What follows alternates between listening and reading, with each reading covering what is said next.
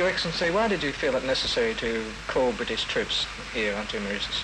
After consulting my official advisers and also the Prime Minister, I decided that it was advisable to have a small military reinforcement.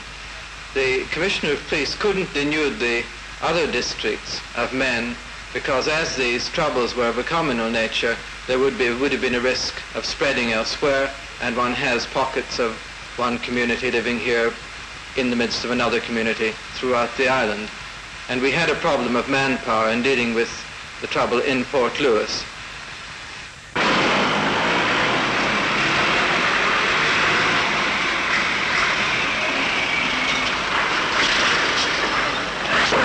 Mr. Jabbar, do you think the situation on Mauritius is under control at the moment? Yes, I think the situation is perfectly under control, but the effects, of course, will take some time to cure. What do you think of the presence of British troops here at this time? I think the presence of British troops is welcomed by most of the population and will help to restore confidence. But personally, I would have preferred not to have British troops because Mauritius must learn to depend on its own police force and security forces in general.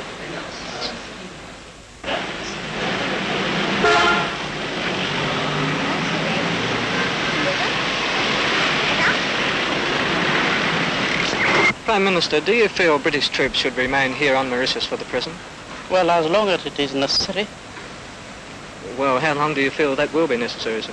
Only the people who know the technical part of defense and security, they are the only people who can tell us.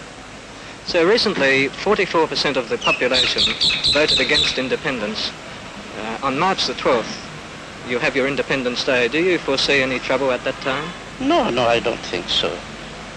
Everybody wants independence, and there are a certain number of people who do not, but I'm sure they will very soon come to realize that independence will do them a great deal of good.